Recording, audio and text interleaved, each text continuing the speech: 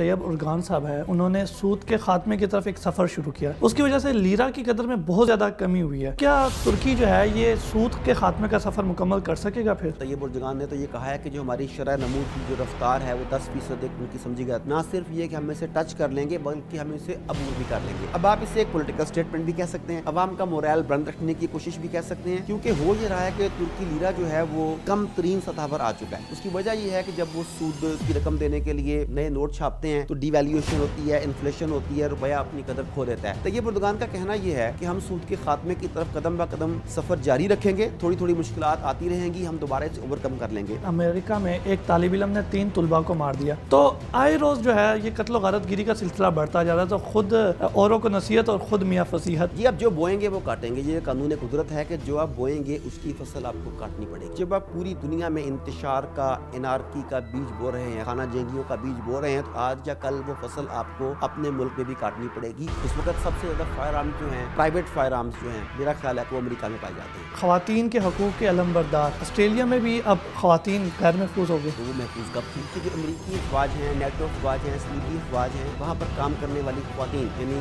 Women soldiers وہ محفوظ نہیں ہیں۔ انہوں نے خود بیانات دیے کہ انہیں مرد فوجی حضرات کو خوش کرنے کے لیے وہ سب کچھ کرنا پڑتا ہے جو وہ چاہتے ہیں، ورنہ انہیں تھریٹ بھی کیا جاتا ہے، پروموشن نہیں دی جاتی۔ اسلام کی فطرت سلیم کو دیکھیں، اس نے آپ کو اس طرح کے اداروں میں جانے سے، کو ایجوکیشن سے، ایسے اداروں میں جہاں مرد اور خواتین آزادانہ مل سکیں، مرد اور خواتین تنہائی میں وقت گزار سکیں، ان سب سے منع کیا۔ وجہ تھی کہ آگ اور پیٹرول کو اکٹھا نہیں رکھا جا سکتا۔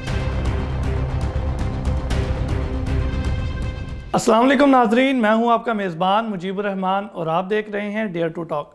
ناظرین، آج نظر ڈالیں گے اس ہفتے مسلم دنیا میں ہونے والے اہم خبروں پر۔ ہمارے ساتھ موجود ہیں ڈاکٹر عارف صدیقی صاحب۔ السلام علیکم ڈاکٹر صاحب۔ وعلیکم السلام۔ ڈاکٹر صاحب، ایران کی ایٹمی معاہدے میں واپسی اور ایران اور مغربی ممالک میں مذاکرات کا آغاز، آخر چل کیا رہا؟ مغربی ممالک میں یہ کیا آنکھ میں ٹکے کا کھیل چل رہا ہے؟ اچھا، آنکھ میں ٹکا، آنکھ میں چولی، ٹھیک ہے۔ اچھا، اگر آپ ہسٹری دیکھیں ایران کی اور مغربی تعلقات کی تو بظاہر تو یہ لگتا ہے کہ یہ ایک دوسرے کے شدید مخالف ہیں، مگر آپ دیکھیں کہ انڈائریکٹلی ہمیشہ اس طرح کی موو کی وجہ سے مسلمانوں کو نقصان ہوا اور ایران کو کسی نہ کسی حد تک فائدہ ہوا۔ ایران کو فائدہ نہ بھی ہوا تو کم از کم صلیبیوں کو اس کا فائدہ ضرور ہوا، یہودیوں کو اس کا فائدہ ضرور ہوا۔ یہ بڑا عجیب و غریب کیس ہے کہ بظاہر یہ لگتا ہے کہ یہ دونوں ایک دوسرے کے مخالف ہیں، ان دونوں کے درمیان جو بھی پیچ لڑائے جاتے ہیں، خواہ وہ ایران عراق کی جنگ ہو، اس میں دیکھ لیں کہ الٹیمیٹلی فائدہ کس کا ہوا، اسلحہ کس کا بکا۔ اسی طرح ایٹمی معاہدے والا معاملہ بھی جو ہے، در حقیقت ایٹمی معاہدہ یا اس سے باہر نکالنا یا اس میں شامل کرنا، یہ عرب دنیا کو دباؤ میں رکھنے کا مغرب کا ایک ہتھ کنڈا ہے۔ جب انہوں نے عرب ممالک پر دباؤ ڈالنا ہو تو وہ ایران کے ساتھ ایٹمی معاہدے کے اس میں کانٹریکٹ میں واپسی کی باتیں کرنا شروع کر دیتے ہیں، آپس میں مذاکرات شروع کر دیتے ہیں، پینگیں بڑھانے لگ جاتے ہیں۔ عرب ممالک جو ہیں وہ تھریٹ میں آ جاتے ہیں کہ اگر ایران کے ساتھ دوستی ہوگی تو ہمارا کیا بنے گا۔ تو یہ سوچ کر وہ امریکی یا صلیبی افواج کی ناجائز باتوں کو بھی ماننے لگ جاتے ہیں، انہیں ایسی مراد دینے لگ جاتے ہیں جس کا وہ تصور بھی نہیں کر سکتے تھے۔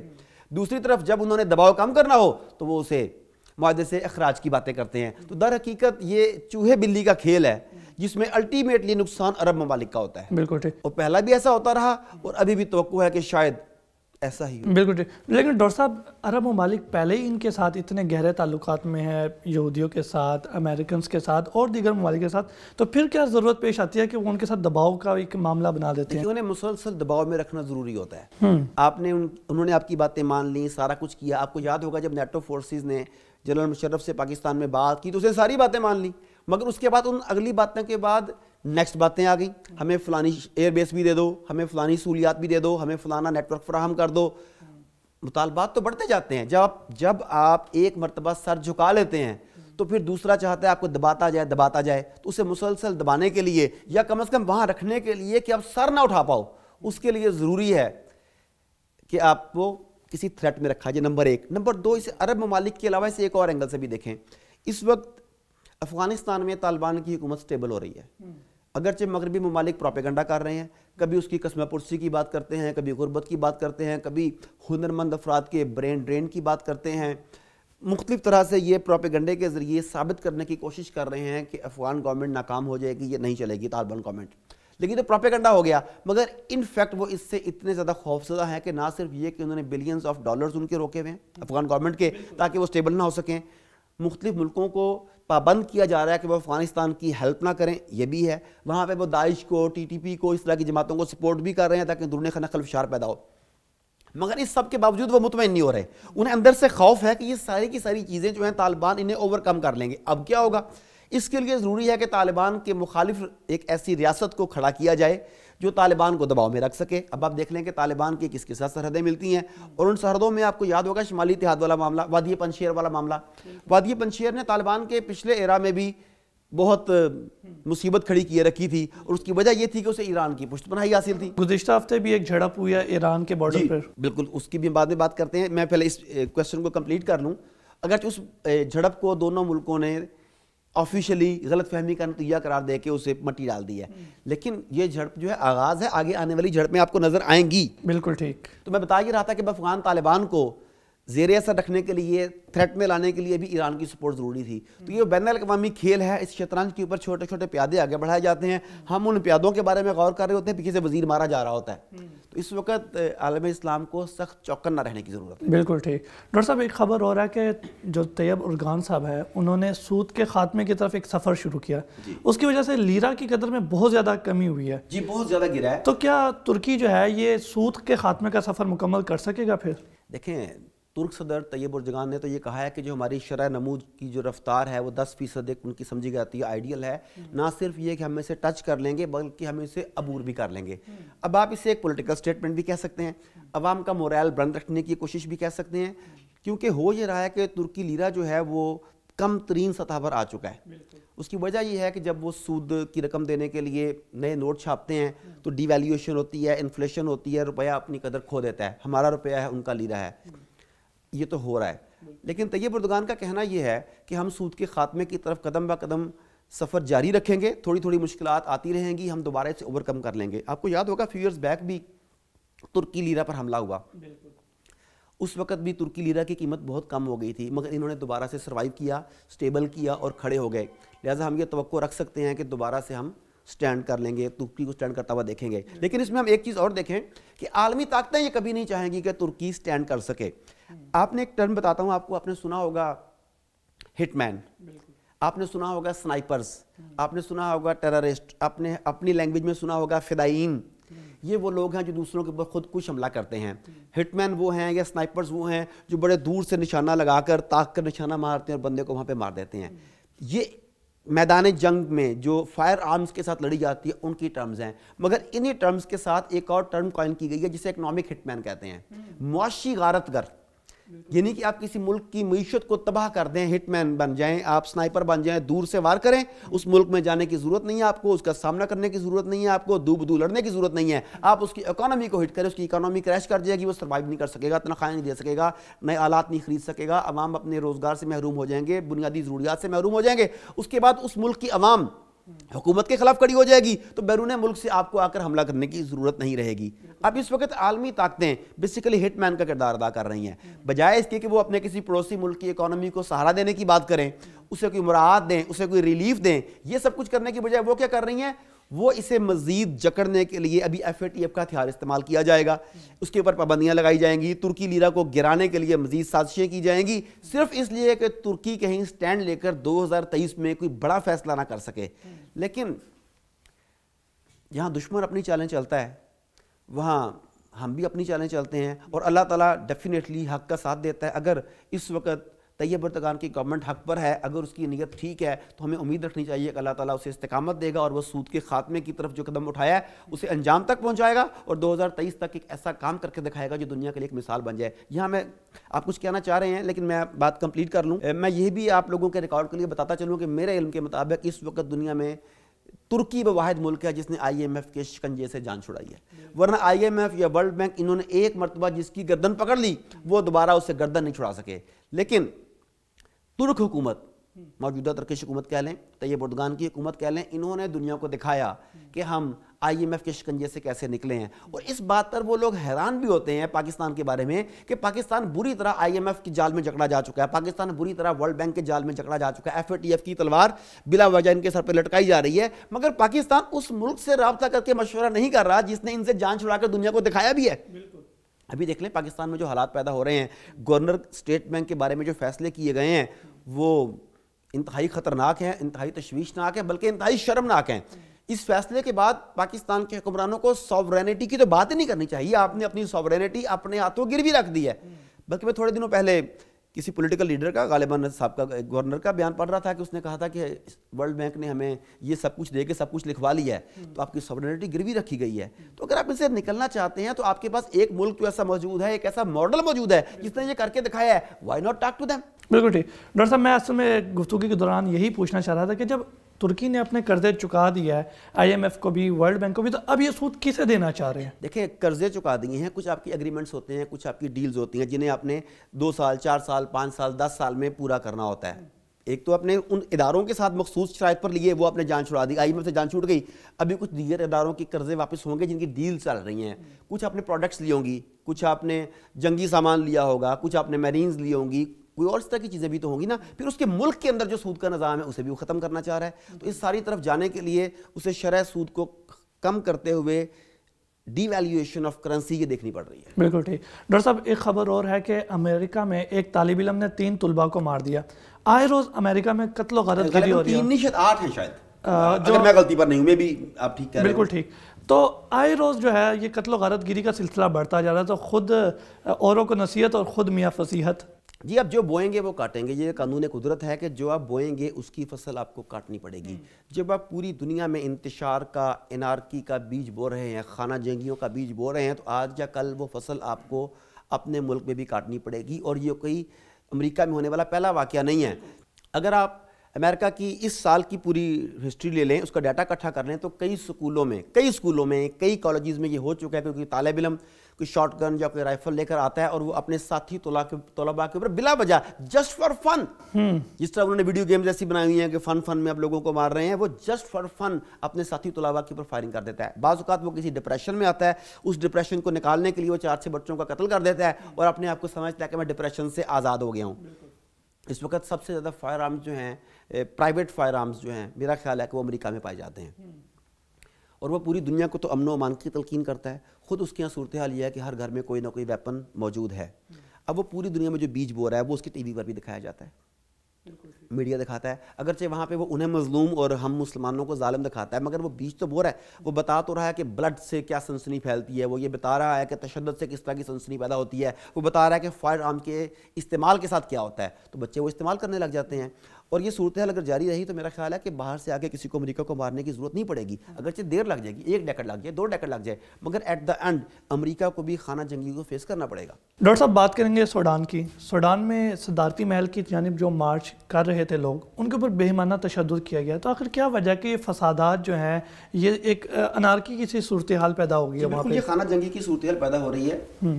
وہاں پہ ملین مارچ کی کال دی گئی, لوگوں نے خرطوم کی طرف مارچ شروع کیا, مظاہرین کے اوپر شیلنگ کی گئی, فائرنگ کی گئی, بہت زیادہ تشدد کیا گیا. اور یہ سارا کچھ اس لیے ہوا کہ سوڈان کے آرمی چیف اور ان کے وزیر اعظم کے دوران کچھ ساز باز ہوئی.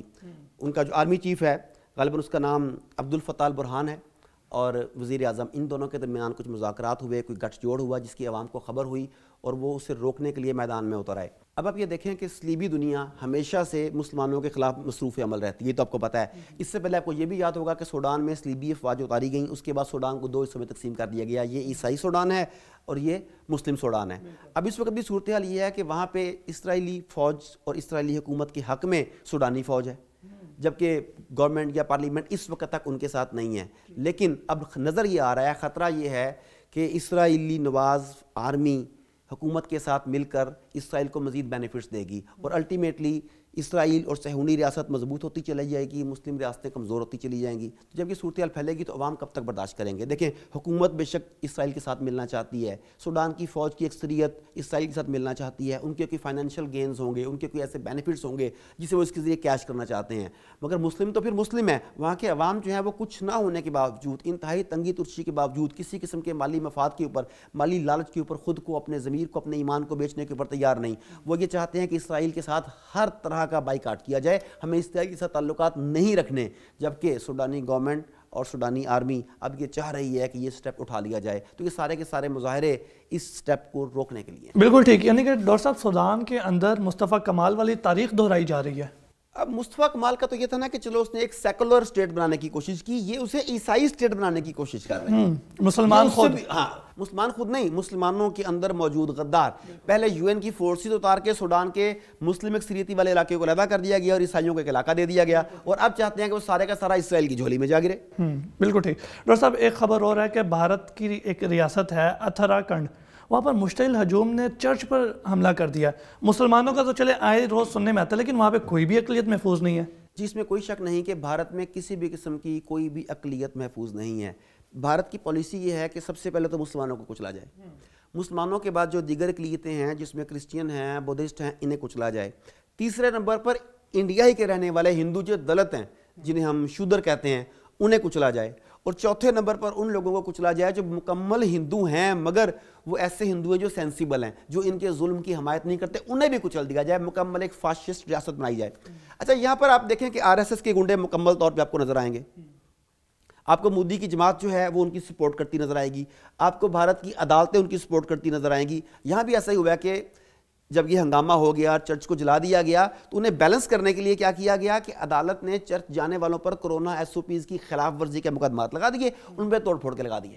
آپ کو پنجاب میں پتہ ہے کہ دیہاتوں میں ہوتا ہے یا چھوٹے شہروں میں، بڑوں میں بھی ہوتا ہوگا، جب لڑائی ہوتی ہے تو ایک آدمی کو مارا جاتا ہے، کسی کو چوٹ لگتی ہے، پھر وہ ایف آئی آر درج کروانے کے لیے تھانے چلا جاتا ہے کہ دیکھو مجھے مارا گیا، میرے زخم آ گیا، میرا دان ٹوٹ گیا، میرا سر پھٹا ہوا ہے، خون نکل رہا ہے۔ اب دوسری پارٹی جو ہے وہ اپنے کسی بندے کو خود زخمی کرتی ہے، اسے کوئی بلیڈ پھیرتی ہے، اسے 2-4 ڈنڈے مار کے نشان پیدا کرتی ہے، اسے پھر جا کے وہ بھی اس کا میڈیکل کرواتے ہیں، میڈیکل سرٹیفکیٹ لیتے ہیں کہ یہ بھی مضروب ہے، اس کے خلاف برابر کا پرچہ کراتے ہیں تاکہ دونوں کی صلح ہو جائے۔ بالکل ٹھیک۔ اس وقت انڈیا میں بھی یہی ہوا کہ چرچ پر حملہ ہوا، تو جب چرچ والوں نے بلوائیوں پر حملہ ایف آئی آر درج کروانے کی بات کی تو عدالت نے نہ صرف انہیں سپورٹ کیا بلکہ جو مقدمہ درج کروانے آئے تھے انہوں نے کہا کہ تم نے کرونا ایس او پیز کی خلاف ورزی کی ہے، ان پر بھی مقدمہ کیا جائے، اب چیزیں بیلنس ہو جائیں گی۔ اچھا انڈیا کے ساتھ ساتھ یہاں دنیا کا بھی ایک مکروہ چہرہ سامنے آیا۔ ہم یہ سمجھتے ہیں، یا ہم تو نہیں سمجھتے، جو دنیا کے کرسچینز ہیں، مسیحی برادری، جو مسیحی اچھے مسیحی ہیں، وہ ہماری برادری ہے نا، وہ مطلب اب ایک پیغمبر کو مانتے ہیں تو ہم انہیں اقلیت کہتے ہوئے بھی برادری اپنے ساتھ ایڈ کرتے ہیں۔ اچھا وہ لوگ جو سمجھتے ہیں کہ امریکہ مسیحی برادری کے مفادات کا نگران ہے، وہ سمجھتے ہیں کہ برطانیہ مسیحی برادری کے مفادات کا نگران ہے، وہ سمجھتے ہیں کہ اور اس طرح کے ممالک ہیں وہ مسیحیوں کے ساتھ دیتے ہیں۔ پاکستان میں اگر کسی مسیحی کو موت کی سزا سنائی ہے تو پورے کے پورے اکٹھے ہو کر آتے ہیں، اسے بچا کر لے جاتے ہیں، جیسا کہ آسیہ مسیح کا معاملہ، سلمان رشدی کا معاملہ اور کئی معاملات آپ کے سامنے ہیں۔ مگر یہاں پر ان کی آنکھیں کھل جانی چاہیے کہ اس موقع پر کسی صلیبی ریاست کی طرف سے کوئی آواز نہیں اٹھائی گئی۔ بیسیکلی یہ کارپوریشنز کی حکومت ہے، وہ کارپوریشنز نے یہاں پر اپنا سودا بیچنا ہے، وہ ایک کیپٹلسٹ کنٹری ہے، وہ کیپٹل گین کرنا چاہتا ہے، بندہ جائے جہاں بھاڑ میں، اس کے خون کا سودا کرتے ہیں۔ اس وقت تو آپ کا چرچ جلایا گیا ہے، اس وقت تھا کہ امریکہ جس طریقے سے افغانستان پر چڑھ دوڑا تھا وہ اس وقت انڈیا پر چڑھ دوڑتا، اس وقت برطانیہ کا کام تھا کہ وہ ان کے معاہدات ختم کر دیتا، فیٹف کا کام تھا کہ اسے بلیک لسٹ میں ڈال دیتی، یو این او کا کام تھا کہ اس کے خلاف ریزولوشن پاس کرتا، I M F world bank کا کام تھا کہ اس کے خلاف شرائط سخت کر دیتے۔ یہ ایمیزون ہے، فیس بک ہے، یوٹیوب ہے، ٹویٹر ہے، ان سب کو چاہیے تھا کہ انڈین نیشنلز کو گرے لسٹ میں ڈال کے انہیں اپنے ملک واپس بھیج دے۔ دس از دا ٹائم۔ بالکل اگر یہ پاکستان نے یا کسی مسلم اسٹیٹ نے کیا ہوتا تو یہی ہوتا نا، مگر اس وقت کیا ہوا؟ کچھ بھی نہیں، پوری دنیا بھنگ پی کے سوئی ہوئی ہے۔ چرچ ان کی مذہبی عبادت گاہ کو جلا دیا گیا اور وہ چپ کر کے بیٹھے ہوئے ہیں، ان کے مارا گیا کرسچینز کو، چپ کر کے بیٹھے ہوئے ہیں۔ اس سے پہلے کرسچینز کو جلانے کے واقعات بھی آپ کے سامنے ہو چکے ہیں، وہ کچھ نہیں بولے۔ کیوں؟ کیونکہ انہیں یہاں اپنا مال بیچنا ہے۔ تو میں سمجھتا ہوں کہ اس وقت مسیحیوں کو بھی اپنی آنکھیں کھول لینی چاہیے، انہیں اس بات کو مان لینا چاہیے کہ ان کے حقوق کا بھی محافظ اگر کوئی ہو سکتا ہے تو وہ ٹرو مسلم اسٹیٹ ہو سکتی ہے۔ بالکل ٹھیک ڈاکٹر صاحب، یعنی کہ یہ قسم کا دوغلا پن ہو گیا۔ ہم اگر سیالکوٹ والے واقعے کو دیکھ لیں، اگرچہ چند عناصر کا وہ کام تھا لیکن اس کی وجہ سے پورے مذہب کو بدنام کیا گیا اور وہاں پہ پورے چرچ کو جلا دیا اور کسی نے کوئی نام نہیں لیا۔ جی بالکل، دنیا کی پالیسی یہ ہے، اور میں نے آپ کو انڈیا کو تو بتایا کہ وہ سب کو کچلنا چاہتے ہیں، کیا مسلم، کیا عیسائی، کیا بدھسٹ، کیا سکھ، حتیٰ کہ اپنے شجر و دلت بھی انہیں مارنا چاہتے ہیں۔ وہ چاہتے ہیں کہ یہاں پہ ہماری، ان کی زبان میں، اونچی جاتی والوں کی حکومت ہونی چاہیے، مگر وہ بیوقوف یہ نہیں جانتے کہ تم باقیوں کو مار دو گے تمہارے کام کون کرے گا۔ ڈاکٹر صاحب خبر یہ ہے کہ اسرائیلی عدالت نے بیت المقدس کے ایک وادی یاسول میں 58 مکانات مسمار کرنے کی اجازت دے دی ہے۔ بالکل ایسا ہی ہے، اور 58 مکانات کو مسمار کرنے سے لگ بھگ 600 لوگ در بدر ہو جائیں گے۔ مگر اسرائیلی عدالت کو یا اسرائیلی گورنمنٹ کو یا اسرائیلی عوام کو اس سے قطعاً کوئی فرق نہیں پڑتا. اس سے پہلے بھی آپ کو پتہ ہے کہ انہوں نے بستیاں کی بستیاں مسمار کر دی. انہوں نے بچوں کو اٹھا لیا, عورتوں کو اٹھا لیا, بوڑھوں کو مارا گیا, جیل میں ڈال دیا گیا, حتیٰ کہ رپورٹرز تک کو اٹھا لیا گیا. مسلمانوں کو ان کی عبادت گاہ میں جانے سے روک دیا گیا. مگر کیا کچھ نہیں ہوا. اور اب وہ لوگ جو اسرائیلی عدالت سے انصاف کی توقع رکھتے ہیں, مجھے تو ان کی سادگی پر حیرت ہوتی ہے. میں آپ کو یہاں پہ یہ بھی یاد دلاتا چلوں کہ اسرائیل کی عدالت کا کیا معاملہ ہے. یہودیوں نے جعلی ڈاکومنٹس تیار کروائے فلسطینیوں کی زمینوں پر قبضے کے لیے. جعلی ڈاکومنٹس کیسے تیار کروائے یہ آپ کے لیے چنبے کی بات نہیں ہونی چاہیے. آپ کے ملک پاکستان میں بے شمار قبضے ایسے ہوتے ہیں جعلی ڈاکومنٹس بنا کے, تو یہ ایک پریکٹس ہے. تو انہوں نے جعلی کاغذات بنوائے, ان جعلی کاغذات کو اسرائیل کی عدالت میں پیش کیا گیا. اسرائیل کی عدالت نے ان کے حق میں فیصلہ دے کے نیکسٹ ساتھ یہ لکھ دیا کہ اس فیصلے کو کسی اور عدالت میں چیلنج نہیں کیا جا سکتا. کیا بات. یعنی یہ اسرائیلی عدالت ہے کہ یہودیوں کے جرائم پر پردہ ڈالنے کے لیے یہودیوں کے خلاف جو عدالت بنائی گئی, اس عدالت نے یہودیوں کے حق میں فیصلہ دے کے یہ کہا کہ اب اس فیصلے کو کہیں چیلنج بھی نہیں کیا جا سکتا. اور اب اسی طرح کی ایک عدالت ہے جس نے یہ فیصلہ دے دیا کہ ان مکانات کو جب آپ کو ضرورت ہو, جب آپ چاہیں مسمار کر سکتے ہیں. یہ نہیں دیکھا کہ اس میں کتنے خاندان رہتے ہیں, 600 کے قریب جو رہائشی ہیں, اس میں بچے بھی ہیں, بوڑھے بھی ہیں, ضعیف بھی ہیں اور عورتیں بھی ہیں. لیکن خوش آئند بات یہ ہے کہ ان لوگوں نے, فلسطینیوں نے اپنے آپ کو مکمل طور پر سرنڈر نہیں کیا. ان کے اندر جو حریت کا جذبہ ہے وہ جاگ رہا ہے, ان کے اندر مزاحمت کا جذبہ جاگ رہا ہے, ان کے اندر جہاد کی لو وہ بھڑک رہی ہے. تو اس کا نتیجہ یہ ہوا کہ انہوں نے ان احکامات کو ماننے سے انکار کر دیا. نہ صرف یہ کہ انکار کیا, بلکہ انہوں نے کہا کہ ہم نہ صرف یہ کہ اس کی مزاحمت کریں گے, اور ان کی ایک مزاحمتی تنظیم ہے, اس کے سربراہ خالد شویکی نے کہا ہے کہ اگر آپ نے اس میں ایک قدم بھی آگے بڑھایا تو ہم اس کے اندر دیواریں آہن بن جائیں گے. اگر ایک درخت کو بھی اکھاڑا تو ہم اس کے خلاف مزاحمت کریں گے. جب تک اس طرح کا سٹینڈ فلسطینیوں کی طرف سے مسلسل نہیں لیا جاتا رہے گا, اسرائیلی قوم, اسرائیلی افواج, اسرائیلی عدالتیں, اسرائیلی پولیٹیشین یہ اپنے قدم بیت المقدس کے اندر داخل کرتے رہیں گے. تو I think this is very right step, اور پوری دنیا کی عدالتوں کو اس فیصلے کو کنڈیم کرنا چاہیے, پورے دنیا کے پولیٹیشینز کو اس فیصلے کو کنڈیم کرنا چاہیے, پوری دنیا کے عوام کو فلسطینیوں کے ساتھ کھڑے ہونا چاہیے. دیکھیں پاکستانی عدالت کی فیصلہ دیتی ہے تو امریکی عدالت وہاں سے کیوں بولتی ہے فیصلہ ٹھیک ہے کہ نہیں ہے, امریکی پولیٹیشین کیوں بولتا ہے؟ بالکل. اگر ان کا حق ہے تو کیا اس وقت ہمارا حق نہیں ہے کہ ہمارا کوئی جج کھڑا ہو کے کہے کہ اگرچہ میں اس عدالت میں نہیں ہوں مگر ان ٹیکنیکل گراؤنڈز پر یہ فیصلہ غلط ہے. وہ اپنی ورڈکٹ تو دے سکتا ہے مگر اس کے لیے جرأت چاہیے. بالکل ٹھیک. ڈاکٹر صاحب دوسری طرف اسرائیلی حکومت نے 3000 یہود کو ایتھوپیا سے لانے کی اجازت دے دی ہے. ہاں جی بالکل ایسا ہی ہے. تو ان لوگوں کو کہاں پہ پھر آباد کیا جائے گا؟ جی فلسطینیوں کے گھر جو برباد کیے جائیں گے, مسمار کیے جائیں گے, وہاں ان کے لیے شاندار لگژری اپارٹمنٹس بنائے جائیں گے. اور یہ فرسٹ ٹائم نہیں ہوا. جب فلسطین میں, سرزمین فلسطین پر اسرائیل کا چھرا گھونپا گیا ہے, وہاں پہ ناجائز ریاست اسرائیل قائم کی گئی, تو اس وقت بھی پوری دنیا سے فلسطینیوں کو بے انتہا مراد دے کر یہاں پر بسایا گیا. انہوں نے اسپیشل ایک جوش فنڈ, انٹرنیشنل جوش فنڈ قائم کیا, جس میں بہت سارے جو رئیس مالدار یہودی تھے وہ فنڈز دیتے تھے. ان فنڈز کے ذریعے کیا کیا جاتا تھا؟ ایک تو زمینیں خریدی جاتی تھیں, دوسرا عمارات کھڑی کی جاتی تھیں, بزنس اپرچونٹیز بلڈ کی جاتی تھیں. پھر پوری دنیا میں جو یہودی کمزور تھے, ناتواں تھے, بکھرے ہوئے تھے, انہیں اپنے خرچ پر وہاں لا کر بسایا جاتا تھا. اور میں آپ کو پتا ہے کہ ان کے صہیونیوں کے بہت زیادہ خلاف ہوں, لیکن یہ چیز ان کی قابل تعریف ہے. دیکھیں ہمیں ماننا چاہیے کہ ان لوگوں نے اپنی قوم کے لیے کیا کیا. وہ کمتر ہے, کمزور ہے, کم علم ہے, کہیں دور بسا ہوا ہے, انہوں نے کہا نہیں تم اسرائیل میں آؤ, ہم تمہیں ہر طرح کی سپورٹ کریں گے, کاروبار تمہیں دیں گے, تمہیں تحفظ دیں گے, تمہیں یہ کریں گے, وہ کریں گے. اس نے کہا پیسے نہیں ہیں, تو انٹرنیشنل جوش فنڈ نے اسے پیسے بھی دیے. اور اس وقت اسرائیل کی جتنی زمین ملکیت ہے اس میں سے مور دین 20% اسرائیل جوش فنڈ کی ملکیت ہے. اور آج بھی وہ مزید زمینیں خریدنے کے لیے, مزید ڈیولپمنٹس کے لیے تیار ہیں. اب اسی پیسے کے ذریعے ایتھوپیا میں لگ بھگ 3000 کے قریب جو جیوز ہیں انہیں یہاں لانے کا اور یہاں بسانے کا بندوبست کیا جا رہا ہے. اور ان کی وہ وزیر جس نے یہ اعلان کیا ہے وہ خود ایتھوپین نژاد ہے, وہ خود ایتھوپیا سے ہے. تو اس لیے اسے بہت زیادہ خوشی ہو رہی ہے کہ جس علاقے سے میں ہوں اس علاقے کے یہودیوں کو بھی میں اس ریاست میں لے کے آؤں گی. فلسطینیوں کے زمینوں پر مزید قبضہ ہوگا, ان کے مکانات پر قبضہ ہوگا, ان کے کاروباروں پر قبضہ ہوگا, اور وہاں پر میرے ایکس ملک کے یہودی آ کے مزے کریں گے. اور یہ ہم برداشت کر رہے ہیں. ہم کہہ رہے ہیں کوئی بات نہیں, اسرائیل کا اندرونی معاملہ ہے, ایتھوپیا کا معاملہ ہے. اور بیت المقدس اسرائیل کا اندرونی معاملہ کیسے ہو گیا؟ مسجد اقصیٰ ان کا اندرونی معاملہ کیسے ہو گیا؟ ایک بھی مسلمان کی 1 انچ کی زمین بھی اسرائیل کا اندرونی معاملہ کیسے ہو گیا؟ مگر سوال یہ ہے کہ یہ میں تو سوال اٹھا رہا ہوں, پارلیمنٹ میں یہ سوال کب اٹھایا جائے گا؟ ڈاکٹر صاحب آج کی آخری خبر کہ خواتین کے حقوق کے علمبردار آسٹریلیا میں بھی اب خواتین غیر محفوظ ہو گئی. تو وہ محفوظ کب تھیں؟ پہلا سوال تو یہ ہے. اور اس میں جو آپ نے کہا نا کہ یہ بڑی دلچسپ خبر ہے یا مزے کی خبر ہے, یا آپ کے چہرے پر جو بڑی مزے کی مسکراہٹ ہے یہ سننے کے بعد, ڈاکٹر صاحب اصل میں یہ خبر جو ہے یہ آسٹریلیا کے پارلیمان کی ہے. ہاں ایگزیکٹلی. دیکھیں سب سے پہلے خبریں آئیں کہ جو امریکی افواج ہیں, نیٹو افواج ہیں, صلیبی افواج ہیں, وہاں پر کام کرنے والی خواتین یعنی ویمن سولجرز وہ محفوظ نہیں ہیں. انہوں نے خود بیانات دیے کہ انہیں مرد فوجی حضرات کو خوش کرنے کے لیے وہ سب کچھ کرنا پڑتا ہے جو وہ چاہتے ہیں, ورنہ انہیں تھریٹ بھی کیا جاتا ہے, پروموشن نہیں دی جاتی, اور پتہ نہیں کیا کیا مسائل انہوں نے بتائے. تو اس وقت لوگوں نے کہا کہ جب وہ اکٹھے رہتے ہیں جاتے ہیں تو اس طرح کے جذبات پیدا ہو جاتے ہیں.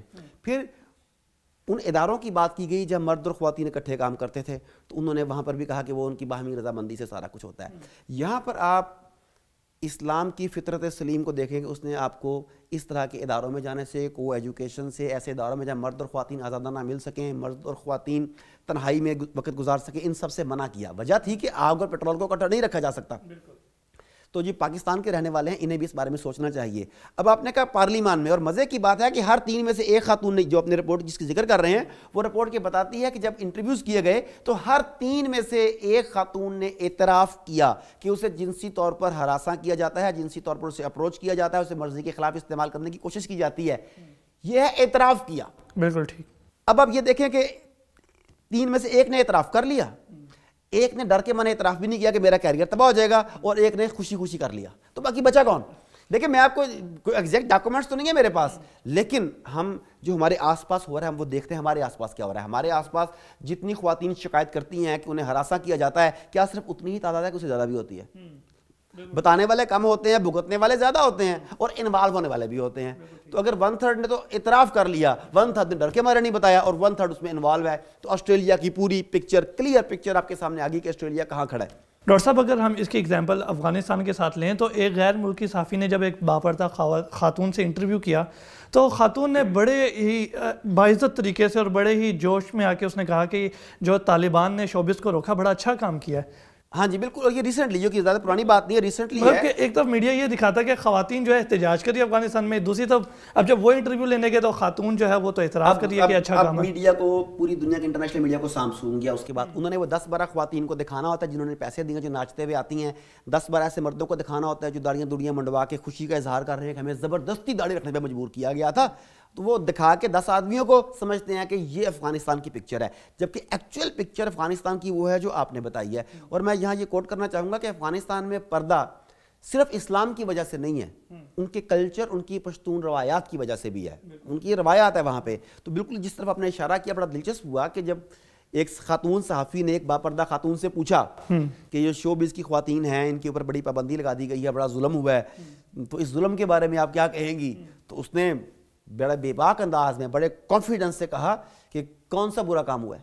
بالکل. انہوں نے کہا کہ ہم اس پردے میں ہی خوش ہیں تم لوگوں کو, بلکہ انہوں نے یہ کہا کہ دنیا کو ہماری خواتین کی حفاظت کی, اس کے تحفظ کی فکر کرنے کی ضرورت نہیں ہے, آپ اپنی خواتین کے تحفظ کی فکر کریں. اور اب اس خبر کو آپ آسٹریلیا کی پارلیمان کی خبر سے ملا لیں تو اس افغان خاتون نے کتنی کمال کی بات کی ہے. 100% درست کا کہ وہ پردے میں بھی ہے, محفوظ بھی ہے, اس کا باپ ہے, اس کا بھائی ہے, اس کا شوہر ہے, بیٹا جو بھی ہے, وہ اس کے تحفظ کے لیے جان مال قربان کرنے کو تیار ہے, خون بہانے کو تیار ہے. وہ کہتا ہے تم محفوظ رہو, میں جان دوں گا. اور دوسری طرف اسے نہ صرف کمانے کے لیے کبھی ایئر ہوسٹس بننا پڑتا ہے, کبھی ویٹروں میں جا کے غیر مردوں کو شراب سرو کرنی پڑتی ہے, کبھی ان مردوں کی خواہشات کو پورا کرنے کے لیے آخری حد تک جانا پڑتا ہے, اس حد کو کراس کرنا پڑتا ہے. اور یہ عام ورکر کی بات نہیں کر رہے, ہم پارلیمنٹیرینز کی بات کر رہے ہیں. بالکل. اور ویسے بائی دا وے یہاں پہ ایک اور بات آ گئی, بات پرانی ہے, پتہ نہیں اچھی ہے یا بری ہے, لیکن چونکہ آ گئی ہے تو وہ کر دینی چاہیے, کہ یہ صرف آسٹریلیا کا معاملہ نہیں ہے کہ خواتین کے ساتھ کیا ہوتا ہے. کیا آپ کو مونیکا لیونسکی, بالکل مشہور واقعہ, کلنٹن وہ بھول گئے, پریزیڈنٹ آف امریکہ, اور اس کے آفس میں کام کرنے والی مونیکا لیونسکی, اور کیا کچھ ہوا اس کے ساتھ. تو یہ مغرب کا کلچر ہے, اس پہ آپ حیران مت ہوں. اگر یہ نہ ہو پھر آپ کو حیرانی ہونی چاہیے. بالکل ٹھیک. بہت شکریہ ڈاکٹر صاحب, آپ نے بہت ہی اچھے طریقے سے بے لاگ تجزیہ کیا. ناظرین, یہ تھی اس ہفتے مسلم دنیا میں ہونے والی اہم خبریں اور پوری دنیا میں خاص کر ہونے والی خبروں کا تجزیہ. اسی کے ساتھ اپنے میزبان مجیب الرحمان اور ڈیئر ٹو ٹاک کی پوری ٹیم کو اجازت دیجیے. اگلے ہفتے پھر اسی طرح ایک نئے تجزیے کے ساتھ حاضر ہوں گے. اللہ نگہبان.